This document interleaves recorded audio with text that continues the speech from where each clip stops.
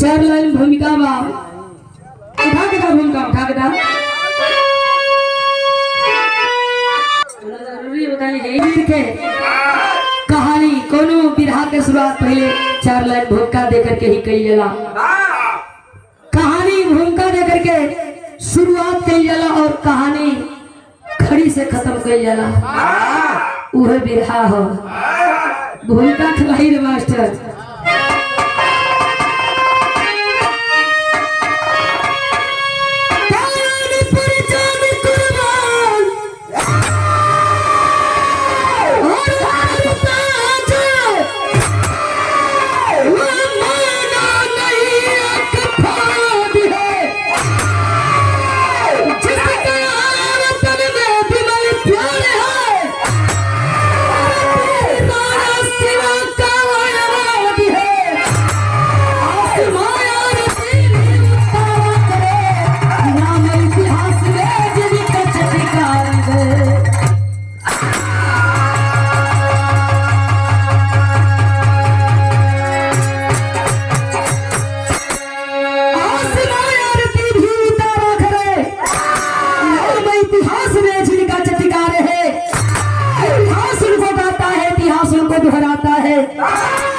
जो इतिहास के पन्ने में दर्ज होते हैं, जिनका नाम जिनका कर्म दर्ज होता है।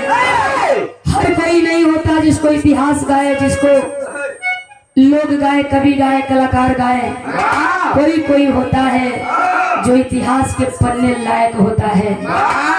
हमारे लिए, आपके लिए जो मर मिटता है, जो शहीद होता है, फांसी की झूले को हंसते हंसते चूम लेता है, उसी वीर का इतिहास लिखा जाता है। कुछ लोग ऐसा बड़न जा करके ड्यूटी करत हो सीमा पर और समय बीत गईला के बाद रिटायर भी हो जात हो। केहू जानत बा, केहू नहीं खे जानत, लेकिन जानत लोगों के बाद जे देश खातिर शहीद हो गई, मर गई। आसमां आरती भी उतारा करे, इतिहास में जिनका चटकार है, ओकर पूजा के देखे करत धरती आसमान करत बा। हम आप करत बानी, समाज में जे नामी बा, चर्चित बा, जात बा, श्रद्धा का सुमन मूर्ति पर अर्पित करत बा और सलूट करत बा। एक लाइन विरहा में गजल के नमूना द्वारा बतावल गई। कोने आशिक बड़ी खुशी बा, बड़ा दिन के बाद ओके दावत लगल है, बड़ी मजे में चल रहा, सोचत बा का सोचे।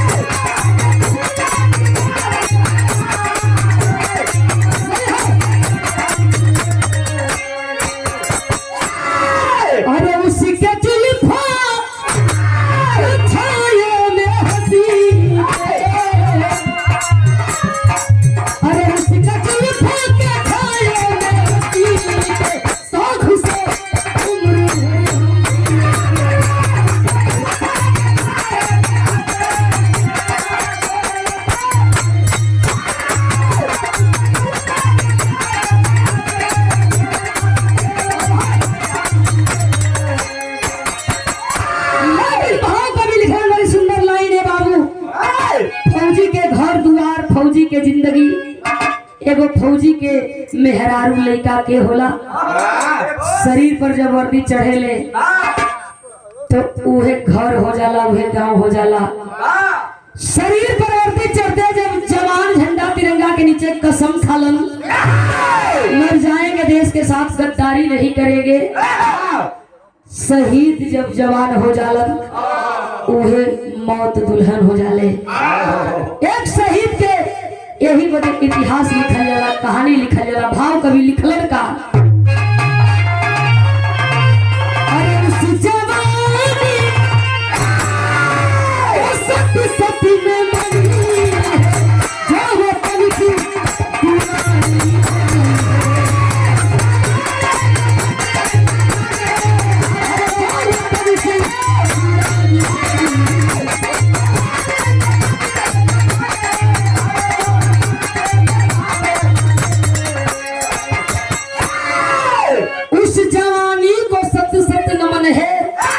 जो वतन की दीवानी बनी है। वर्दी पहिर के फौजी जब निकलेला तो दीवानापन शुरू हो जाला। दूसर की लाइन कभी का लिखलन, अरे नाची करीता उसी पर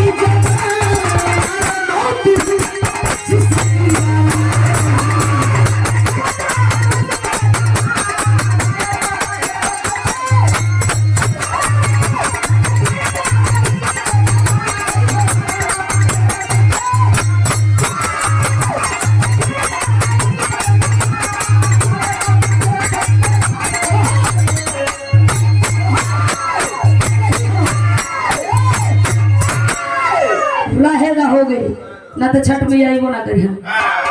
उस जवानी को सत सत नमय है जो वतन की दीवानी बनी है। नाच करता है उसी पर जमाना मौत ही जिसकी रानी बनी है। कहानी कहाँ के बेचार लाइन जौहरी है।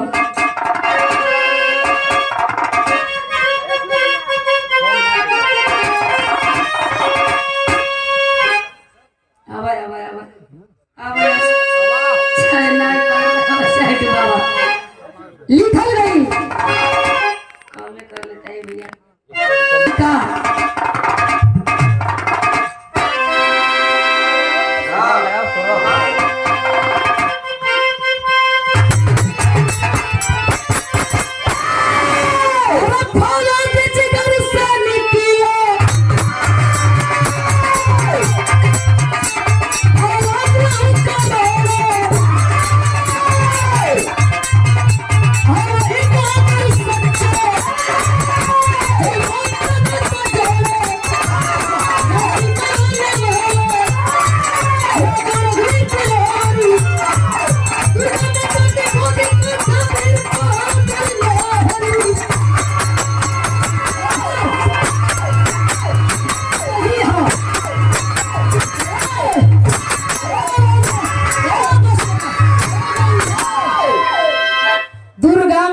की गोदी का था वीर बहादुर नाहर। कोनो कोनो माई अपने बेटा के जन्म दे के खुश होली कि लायक बेटा के जन्म देले वाली। चूंकि माई कोनो ऐसा नहीं थे, कोनो माई का कोख ऐसा बा कि वो 3 नंबर चाहिए कि पैदा होखे। वो हमेशा ये चाहिए कि एगो संस्कारी बेटा या एगो संस्कारी बेटी पैदा होखे। अगर 3 नंबर आई है तो कहीं ना कहीं उहो कर्म के चुकल बा। हम माइयो बाबू कर्म के चुकल हो, यही खातिर तो लोग कहेला कि नारी करे पुरुष पर परे, पुरुष करे संतान पर। झांसी का रहे वाला रघुवीर यादव अकेले माई बेटवा के पाल पोस के जवान सयान कैले दिया। बेटवा जवान सयान भई, समय के अनुसार बेटा एक रियाजी पहलवान भई। माई बड़ी खुश बा अपने बेटा के देख के। बेटा हमारे वैसन में जैसन हम चाहत रही। मनवा में तमाम प्रकार के माई सपना सजौले बे एगो ऐसनो समय आवत कि हमार बेटा एक नामी पहलवान के लिस्ट में एकर नाम लिखा, या इतिहास के पन्ना में एकर नाम लिखा। हमरो मनवा हमरो दिल दिमाग गदगद हो कि कोनो बहादुर के बेटा के वीर के पैदा कैले बानी। संजोग देखे एक बार हिंदुस्तान का शांति का दूत कहे जाने वाले बापू लंदन चलल हुन। लंदन में जाकर के भ्रमण करे लगलन। नजरिया पड़ल बापू के अंग्रेजी पहलवान के ऊपर गद्दा बिछावल बा, वही पर दुई पहलवान लड़त हुआ। बापू हंसे लगल कि एकदम ही दू चार ईटा कमे बाड़न सब। हमारे हिंदुस्तान में कमजोरो मर्द बा तो ओकरे अंदर मर्दानगी बा। 4 बजे भोर में हमारे हिंदुस्तान के मर्द जाके लड़ेलन, रियाज मारेलन। लेकिन यहाँ का पहलवान गदा पर लड़त बा कि तनको माटी न लगे। हसत गांधी के देख के थॉमस नाम का अंग्रेज आई, गांधी का कलाई पकड़लस। बापू मैं जानता हूँ कि हिंदुस्तान का आप शांति का दूत कहे जाते हैं, लेकिन ये मतलब ना भाई कि हमारे पहलवान के देख के तू हंसा मजाक बनावा। पंडित जवाहरलाल नेहरू कुछ बापुओं के लापरवाही रहे कि बहन 2-4-10 गो चुतिया रह गई, नहीं तो एको हिंदुस्तान में रहतन ना, या हिंदुस्तान के लोग शांति से रहते। कबो कबो लोग बापुओं पर जब ध्यान बढ़िया से दे देला, चाहे पंडित जवाहरलाल नेहरू के ऊपर, तो लोग जाने लगी लोग कितनी निक कैले कितनी बाउर कैले है। बापू ललकारा लगो, तुहार पहलवान हंसे लायक बा, हंसत बानी। चल के हमारे पहलवान के देखबा तो समझ में आ जाए कि हिंदुस्तान में पहलवान कैसा हुआ। थॉमस नाम का अंग्रेज कहा ठीक है, मौका मिलते ही आऊंगा, समय मिलते ही आऊंगा और हिंदुस्तान की पहलवान के साथ जोर आजमाइश कराऊंगा। आकर के बापू हिंदुस्तान में बात के भुला गई, दिमाग से बात निकल गई। लेकिन थॉमस अंग्रेज के बतिया याद बा, बात के चोट लगल बा, बदला लेवे के बा, मौका पाते ही राजधानी में चढ़ाई कैलस। आकर के हिंदुस्तान में एगो चिट्ठी लिख करके बापू के घरे भेजवले बे। चिट्ठिया में लिखले बा का, बड़ी पुरानी गीत में मास्टर।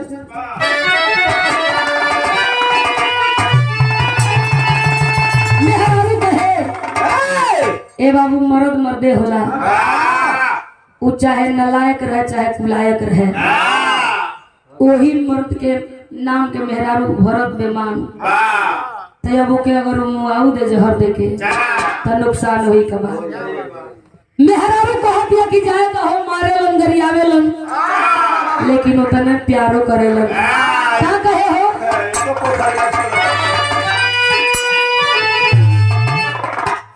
और मेरे से मारी मारी, और मेरे से मारी मारी, भल दहिया देला तूर, भल दहिया देला तूर, जहिया मारेला, जहिया मारेला तब मछरी खियावे राजनी।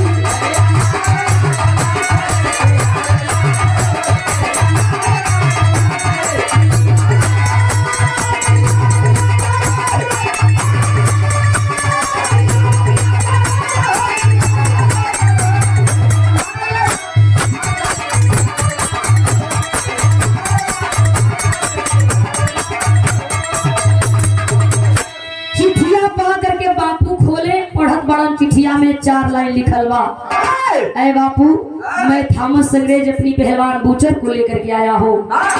कल राजधानी में माटी में लड़े वाला पहलवान के खोज के लेके आ जाई हो। पहलवान हिंदुस्तान का जीत गई तो तुहार खैरियत बा, नहीं तो तुहार खैरियत नहीं थे। सगवा सगवा तू तेरे लेबा तोरे पहलवानों के ठीक करब। गांधी जी जब चिट्ठिया में पढ़लन हो तो गांधी जी के बड़ी चोट लगल, सोचे लगलन गांधी जी की एक दिन का मौका बा, इतना जल्दी हिंदुस्तान के कौने पहलवान के लेके जाई जो हमार मान सम्मान बचाई। सोचत बड़ा लिखल बा मका, और बापू से थॉमस बोला,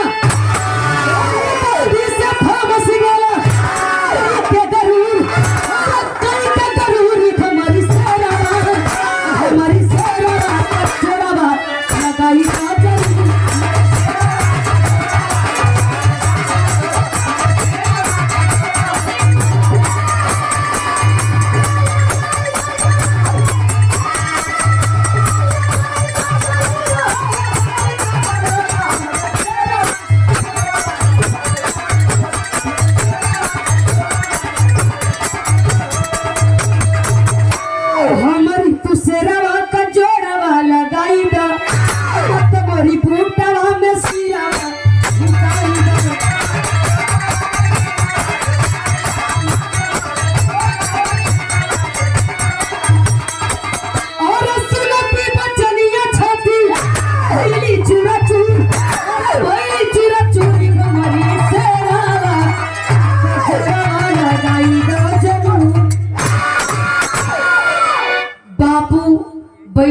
विचार करत हुन शांत जे रहेला वही के संत कहल जाला।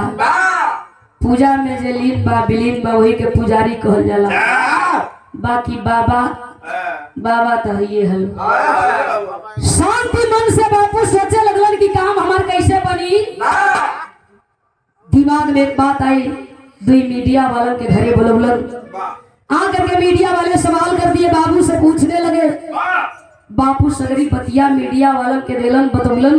लेकर के मीडिया वाले बात को चले हैं अखबार में, मीडिया वाले बात के छपलन। होत सवेर पूरा हिंदुस्तान में अखबार द्वारा बात फैल गई। जे अखबार खोले पढ़े दौड़े भागे सबके बतावे, एक बार फिर हिंदुस्तान में तबाही बा।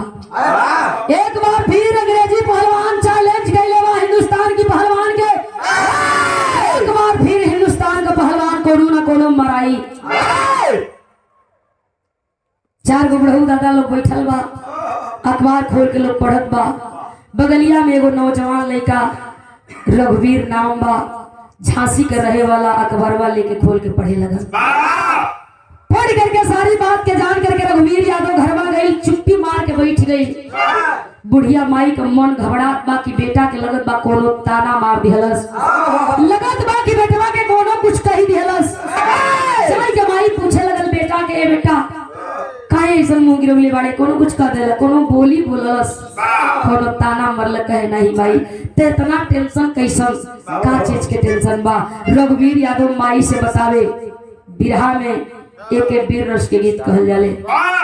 स्वर्गीय बेचन गुरु जी अपनी जवानी में गौले रहा ओरिजिनल गीत का गौले रहा।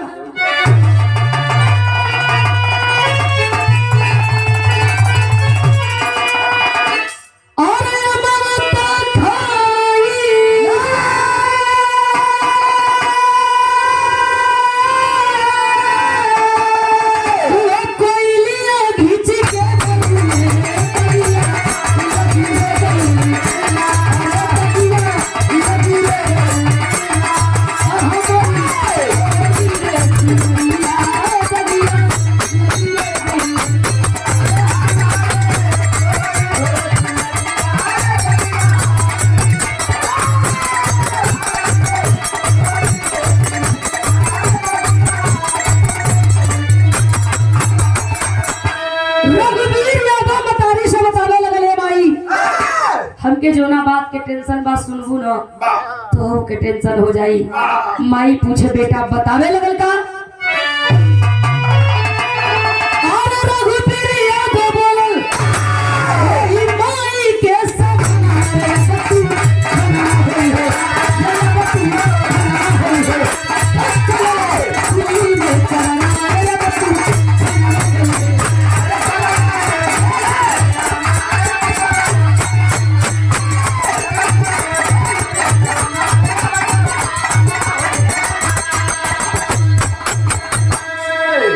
कैसन तूफान हुई का भई। बेटा सारी बात के बतावे माई से। माई गई घरवा में, एगो आरती के थाली सजा के लेके आई बा। बेटवा के आरती करत बा, माथे तिलक लगा करके माई बेटा के समझा करके एगो बात कहे। का कहे, अरे खुशियां में होके माई टिका लगावेली लाली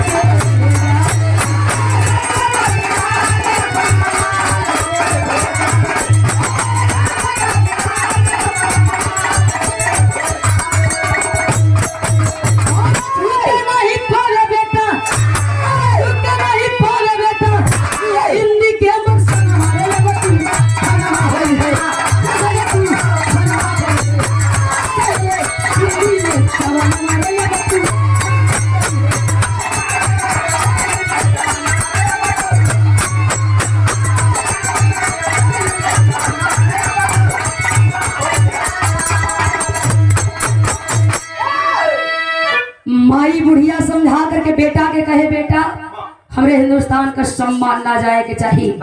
हिंदुस्तान का झंडा झुक गई तो समझ ले कि फिर उठी ना। रघुवीर यादव चल दिया माई के आशीर्वाद लेकर के। बाकी मनवा में सोचत बे आखिर कैसन न्याय अन्याय बा। लिखल बा अखबार में हिंदुस्तान के पहलवान हार जाई सरियाम गोली से भून दिहल जाई। थॉमस अंग्रेज के पहलवान बूचर हारे जीते ऐसे मतलब नहीं खे। सोच विचार करके मन में चल बा एक के हुई या तो हिंदुस्तान का पहलवान मरी या फिर अंग्रेजी पहलवान बूचर मरी। तनी सगितिया के भाव बदल गए। सोचत का बा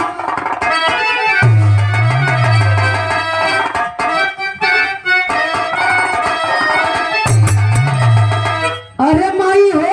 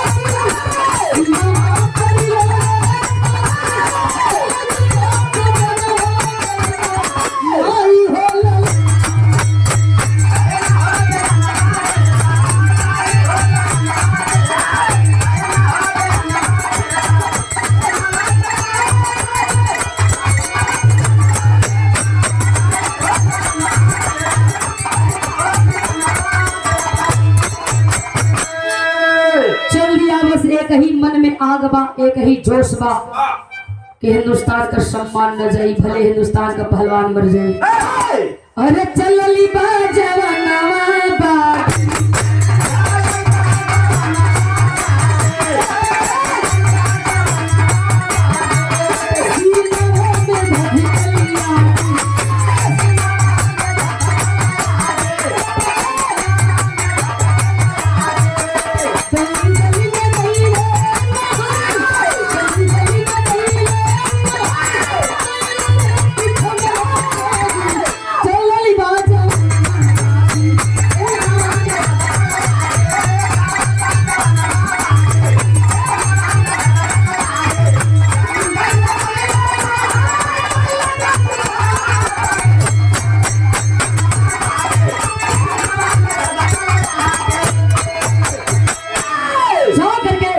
रघुवीर यादव बगल में खड़ा लोगन के भीड़ एकदम लगल बे। देखे ताके भर फुर्सत नहीं है कि देख ले कि अखाड़ा कौने ढंग का बनल बा। लोगन के बीच में घुसल बे। घुसत लोगन के हटावत घुसत गई जाके वही अखाड़े के समीप खड़ा भई। अखाड़ा के नजारा देखत बा रघुवीर यादव। अखाड़वा में बूचर पहलवान के नजारा देखत बा। लाल निगोटा कस करके वहां बूचर पहलवान अखाड़े में चक्कर काटत बा। तनी एक आध मिनट के समैया बीतल है। हंसने लगा हुआ बूचर पहलवान। हिंदुस्तान में कोई ऐसा लाल नहीं है जो आकर के हमसे हाथ मिला ले। कोई ऐसा बहादुर कोई वीर पैदा नहीं है। कोई माँ ऐसा वीर ऐसा लाल नहीं जन्मी है। रघुवीर यादव ताके अरे वाह। लोग कहला धन बढ़ जाए लेकिन मन ना बढ़े के चाहिए। लेकिन इतना घमंड कौना बात के बाबू हो हिंदुस्तान में आके रघुवीर यादव तने एक आध मिनट का समय और व्यस्त कर देलस। और जब एक आध मिनट का समय और बीतल तब बूचर पहलवान के आगे अब के टिकट बा। अखड़वा में घूमे राउंडिंग ले कबो मटिया में सुते कबो ताल ठोके कबो उठक बैठक करे। जोगी जी के साढ़े देर पड़े ललकारने लगा हिंदुस्तान को। हम जीत गए साहब। मैं बोला था कि हिंदुस्तान कायर देश है। हिंदुस्तान बुजदिल देश है। हिंदुस्तान में कोई वीर नहीं है। वीर तो यहाँ का कुकुरो हो से आदमी के देखत बा टुकुर टुकुर ताके ओकरे चेहरा की ओर बाहरे घमंड। इतने घमंड कथुआ के बाबू पहले चल गया निगोटा कस लिया। निगोटवा कस के अखाड़े में गई। जब अखाड़े में गई रघुवीर यादव के देख के बूचर पहलवान हंसे लगल। ताकत बा हंसत बा माजत बा वही अखाड़े पर। रघुवीर यादव तनी हाथ में माटी लेला पिठिया पर लगौला बा। ससुर गोराई तो तुआर वैसन में भर दे चुतरे पेट ले ले हवा। रघुवीर यादव सोचत बा कि साचो को इनामों के मालिक बनल ही हो। एकदम शरीर गोर अंगार तनी खोदाए जाते खून भर यादव सोचत बा रघुवीर यादव की लड़वैया हो लड़े आइल बा, लेकिन एके बतावल जरूरी बा कि हमारा हिंदुस्तान देश कैसन बा। हाथ मिला लिया रघुवीर यादव, हाथ मिला करके बूचर पहलवान को डांटने लगा, वे साले कुत्ते कमीने गीदड़ के औलाद। कहल जाला कि हरकल मानत परकल मन बढ़ गई बा। हमहू कोनो माई का बेटा है, हमहू के कोनो माई अपने छाती का दूध पियोले बिया। रंजना का बेटा है। आजे बताई कि हिंदुस्तान कायर हो कि बुजदिल हो। डांटने लगा, ये सब मानने वाले नहीं है। सब हाथ मिलौला, हथवा मिला करके समझावे कहे सुन, हमारा देश आजाद है, आजाद रही। कहल जाला कहू देहात में कि दुकान रहेला तो दुकान सुबेला सिकमार भैया समझदार खाती सारा काफी होला। डांटा कहे कि सुना, आजाद देश का हम आजाद लड़वैया है, का करबा। भाव लगल है बिरहा में।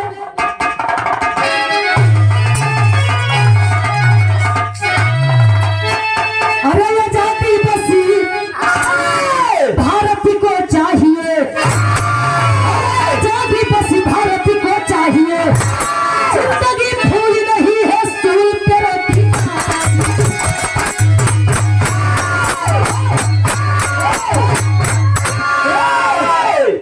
जिंदगी फूल नहीं है सूल पे रोटी पाजी, आजादी बस भारत को चाहिए। ये मेरा हिंदुस्तान देश सोने की चिड़िया है, मेरा देश आजाद है, आजाद रहेगा। हाथ मिलौला ये बाबू मरलस दाव, अखाड़े में चारों खाओ चित्त बुचर पहलवान गिर गया, दौड़ करके सीने पर सवार हो गया। थॉमस अंग्रेज की ओर, थॉमस अंग्रेज कहे कि हमारा पहलवान हारे हिंदुस्तान का जीतल, लेकिन दोगला ना माने वाला नहीं बा। आइल खड़ा होके ताके, अब हमें सांस चलो तो मानव ना कि हमारे पहलवान हारल है।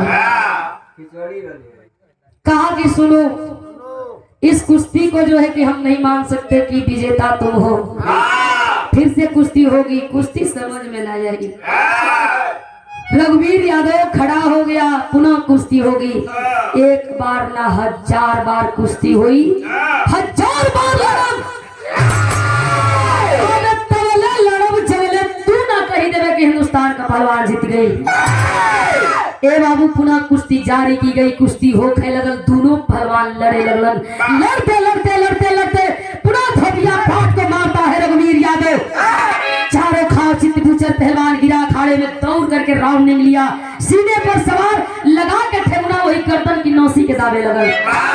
और जब गर्दनमा के रसिया के दावत बा तो फिर की मां की फेंक दिया ले ओए गर्दन के नौसिया के जब दावे काने के जरिए से बाहर पकड़ ले बा तो बड़ी बड़ी जाने के पहलवानी थी मिल जाई।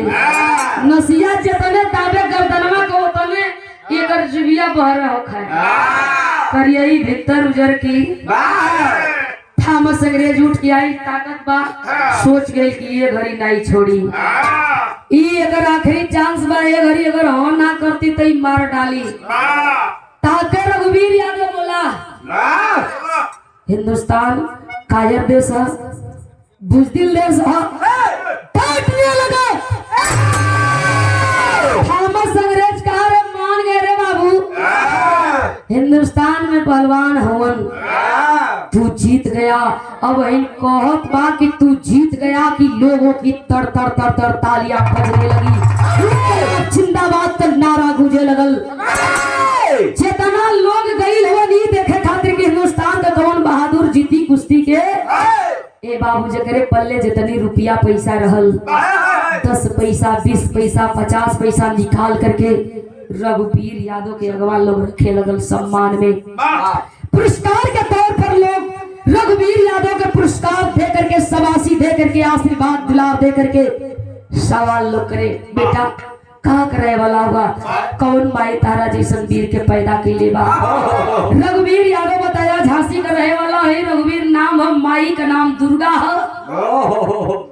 बाबू के देखबे ना कैली, काहे कहा पता न माइयो नहीं बतौती। अब तमार जन्म भी ना भइल हल कि बाबू के देहांत हो गई। बाबू हमके माई के छोड़ के चले गई। खैर कोनो बात ना, लोग कहे हम बटले बानी, जे माई लाग बाबू कहे बेटे का टेंशन कैले बड़ा, ई लोग बा ना तहर माई बाप भाई बहन, चिंता मत करा, सबकर दुआ आशीर्वाद तोहरे साथे बा बेटा। अब कौनो दुष्ट आई, कौनो कुत्ता आई, कौनो बेहया बेशरम बेलज आई,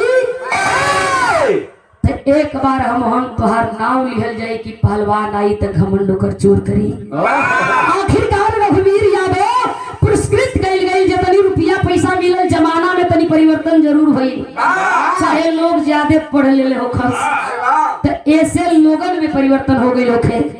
पहले तो ये गठरी बनाए के अब मनई फेंके पीठी पर, अब बतियावत बाजारी से घरे जाए, बगीचा में कहीं 2-4 घंटा के बैठकी हो जाए, सब्जी घरे समय से नहीं पहुंचे तो चटनी पिसाए सोआ धनिया का, जब पिसा जाए तो लोग सब्जी लेके जा लो, मेरा पीस के दे खाला घोटला। रघुवीर यादव गठरी बनौला पिठिया पर फेंकले बा, चलल बा कि चल के माई से बताई, तनी गीतिया बदल गई।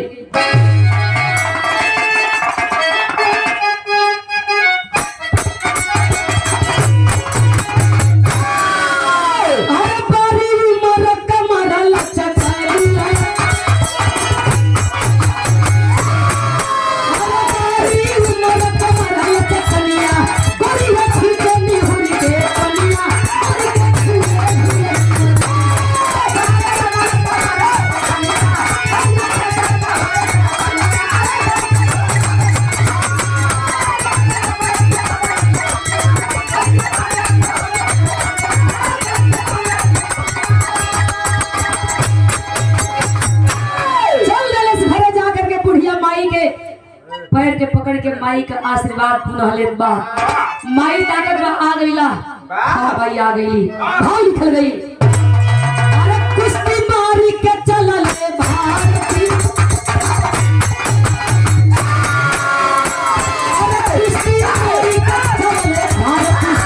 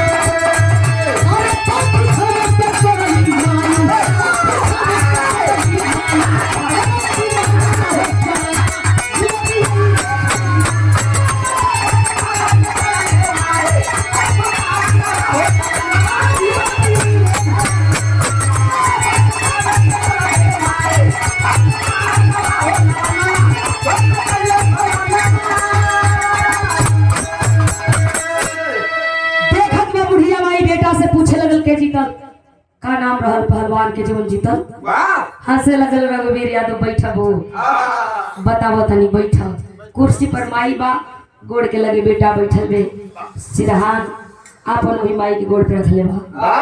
ए माई नहीं खो जाना, कुश्ती जीते वाला पहलवान के नाम रघुवीर बा, रहे वाला झांसी के ओकरा माई का नाम दुर्गा रहल।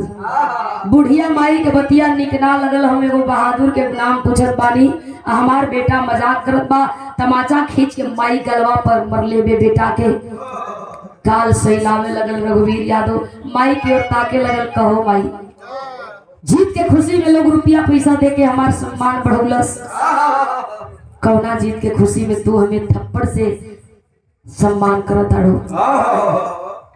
माई बेटवा के डांटे लगल, हम वो वीर के बहादुर के नाम पूछे तानी, आ तू मजाक करत आड़ो। मजाक हमके तनिको नीक ना लगल। रघुवीर यादव माई के ओर ताके माई से कहे माई जो हकीकत रहल तौने तक कहली जीते वाला पहलवान का नाम रघुवीर रहे वाला झांसी के जौन माई ओकर पैदा के लिए ओ माई का नाम दुर्गा बा दूसर के उनारे माई बल्कि तोर बेटा रघुवीर यादव वो लड़ाई के कुश्ती के जीत के आई बा। बुढ़िया माई बेटा के गाल के सहिलावे लगल तो एक पहले ना बतावे के चाहिए हमें लगल कि तू मजाक करत रह। माई सीने से लगा के बेटा के गाल के सहिलावे कस के लाग गईला मरलाल कस के मार देली ना मजाक ना कैले होता न मरती।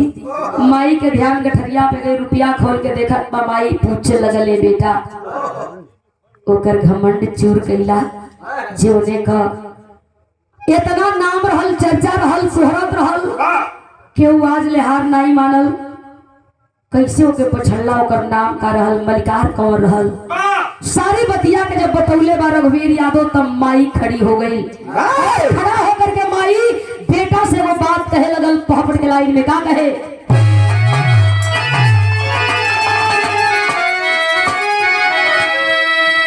अरे सूरी नाम था बस गए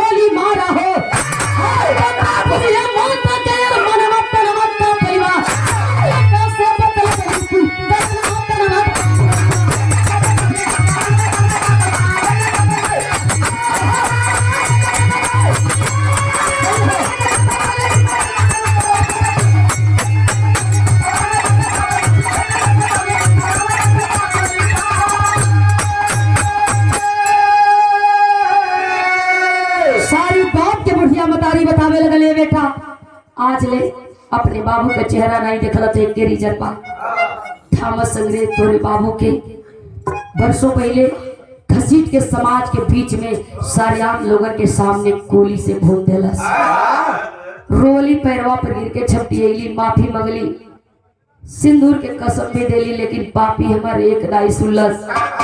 आज भी अगर ये बुढ़िया के शरीर में प्राण बा आज भी हम जिंदा बानी जीवित बानी तो वो सपना और वो इंतजार के याद में जीवित बानी जिंदा बानी जो सपना हमारा वही पूरा ना भइल। रघुवीर यादव माई से कहे कैसन सपना देखले बाड़ू बोला तोहर बेटा सपना पूरा ना करी तो बेटा भइले धिक्कार बा। बुढ़िया मतारी बतावे जब तक थॉमस पापी मराई ना तब तक हमरे आत्मा के शांति नहीं खे तब तक हमके चैन नहीं खे।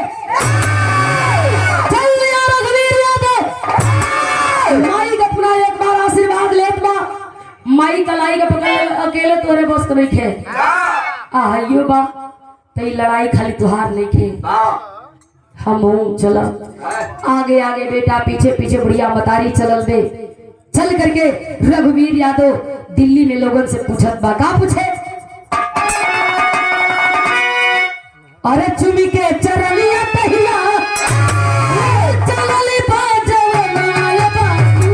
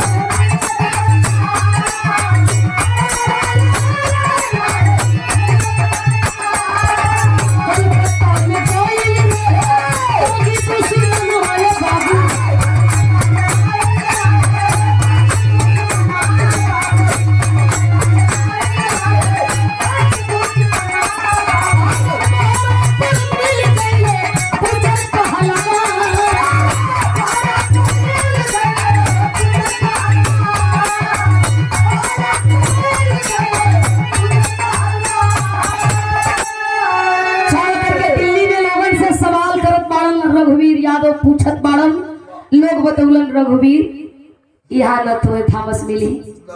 थॉमस के खोज में आई बड़ा तो थॉमस अंग्रेज तो के कलकत्ता में मिली। जा करके लोगों से पता कर यहाँ पूछते हुए रघुवीर यादव बुढ़िया माई के लेकर के दिल्ली से कलकत्ता चलल हो। कलकत्ता का मशहूर हुगली नदी जे के दूर दूर से लोग देखे जाला। वही हुगली नदी के बगल में हवेली में जश्न मनाते हुए रघुवीर यादव के सामने पड़ल बूचर पहलवान। भाग के जाइल चाहत बा के चली साहब के बता दे कि रघुवीर आइल बा फिर से। पकड़लस बाही पीछे से झटकला आई गई एकदम मुँहे की लगे। अरे मुँहे की लगे आ गई मरलस तमाचा खींच के 1 मिनट खातिर लगल कि ओकरे मुँहे ले लकवा मार देलस। गिरल बा दुआरी पर प्रमाण मिलता है। बताया जाता है 22 अंग्रेजों को मारते हुए रघुवीर यादव थॉमस अंग्रेज के पास गई बे इहो अपन गिलास लड़ावो तो चेस 2-4 गौरी कट पैर बैठल हो चमर डोलावो थी पिछवा से ठौरी देखली है कुल बड़ा गुस्सा में ई कौन हो। थॉमस अंग्रेज तो पहचान गया। खड़ा होकर चाहत बा जाइल चाहत बा रघुवीर यादव बोलौला हेलो तकला घूम के कला सुना कुछ हिसाब किताब बाकी बा। जीत के इनाम न तू हमें दियला ना कुछ हमसे कही पौला न तो से हम कुछ कह पौली। चल करके आई बानी या तक कुछ लेला नहीं तो हमें दे दा। थॉमस अंग्रेज कहा बदतमीजी पसंद नहीं। पकड़लस गर्दना के मरला तमाचा खींच के जवन कुर्सियां छोड़ के खड़ा भइल उन कुर्सियां पर बैठ गई। जा करके मुसुक चढ़ाता है दोनों बाहें पीछे कैले माई दुर्गा सीना पर लात लगा के छोटवा धर लेलस। ये क्या बदतमीजी है दुर्गा माई आग बबूला रघुवीर यादव के ललकारे बेटा। आज वो दिन आ गई जौना दिन के हम बरसों से इंतजार करत रही। बगलिया से बुढ़िया माई कटारी निकलला थॉमस अंग्रेज के चेहरा और कैले दिखावे इसको पहचानता है। थॉमस अंग्रेज कहे ना के हूँ कहे के हूँ ना याद कर मरे हुए पति को कितना दिन हो गया शायद तू भूल गया है लेकिन मैं नहीं भूली हूँ।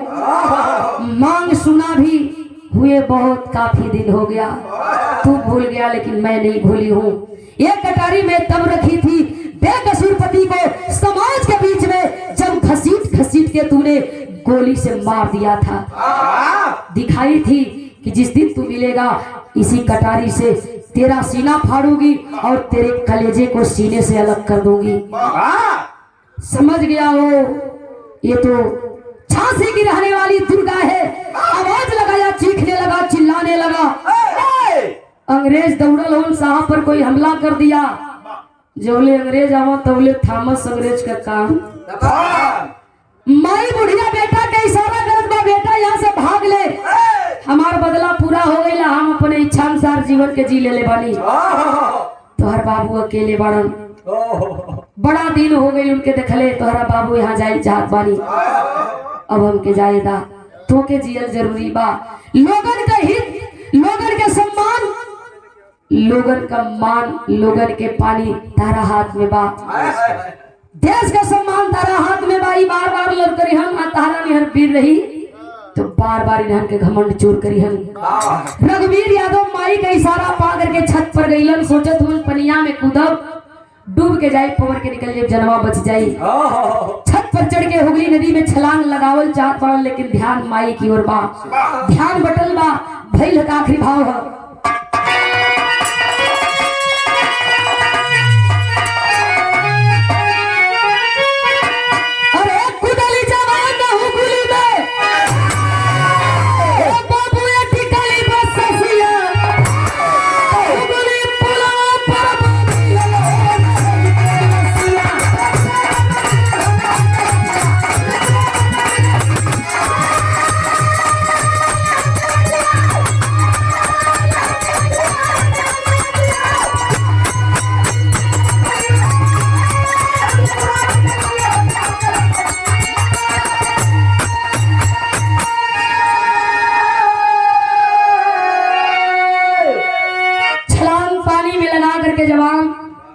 सोचत बा कि डूब के पवर के जाए निकल जाए जान बच जाए, लेकिन माई के ओर ध्यान बा, कितना नालायक बेटा बानी, कितना स्वार्थी बेटा बानी, माई के पापियन के हाथे छोड़ के जात बानी।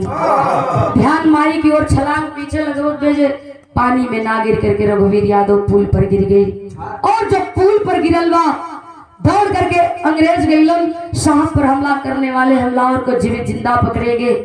भारत माँ अपनी लाल को, बेटा को, बहादुर को हमेशा के लिए अपनी गोद में सुला लेती है। आ बेटा मेरी गोद में सो जा। ये बड़े दुष्ट प्राणी है, ये बड़े दुष्ट किस्म के इंसान है, आ जाएंगे जीवित जिंदा, बड़ी बेरहमी के साथ पेश है। आवा मेरी गोद में सो जा।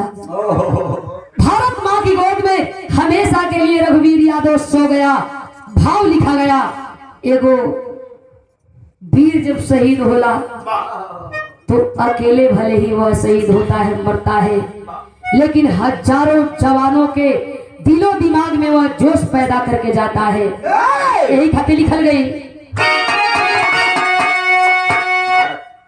भारत माँ का लाल बघेला जीवन यही पड़ गई है,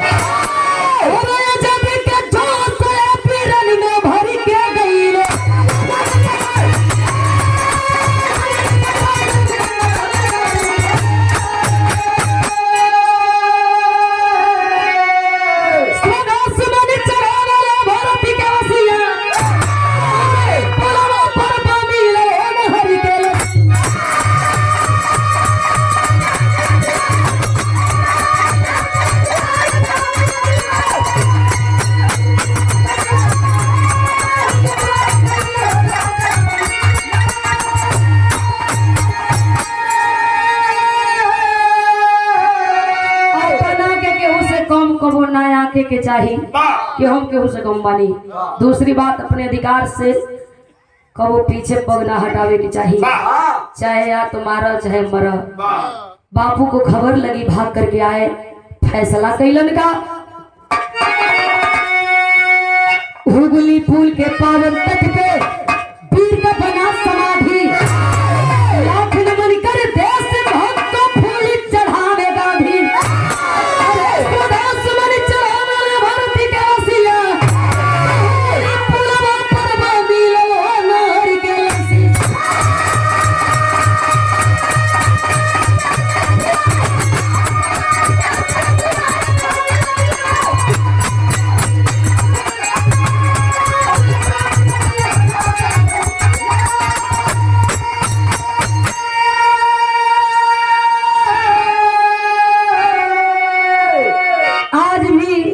जे जाला हुगली नदी के, हुगली पुल के देखे बदे रघुवीर यादव के लगल मूर्ति के लोग सलूट करेला और इतिहास के लोग दोहरावेला। शहीद जवानों को 2 दिन ऐसा खास दिन बनाया गया याद करने के लिए, सलूट करने के लिए, श्रद्धा सुमन अर्पित करने के लिए। एक तो 15 अगस्त का दिन और एक 26 जनवरी का दिन। ये 2 दिन इसलिए बनाया गया के फुर्सत बा, के टाइम बा कि केहू के याद करे। ये 2 दिन बनाया ना गया होता तो शायद शहीद जवानों को हम याद भी नहीं करते। यही 2 दिन है, जाते हैं और उनकी कुर्बानी को याद करते हैं, सलूट करते हैं, श्रद्धा का सुमन अर्पित करते हैं। आखिरी भाव में लिखा गया, गुरु बिहारी, गुरु गणेश, गुरु रामलाल गुरकारी, चंद्रिका कवि और बच्चन जी पड़े पुजारी।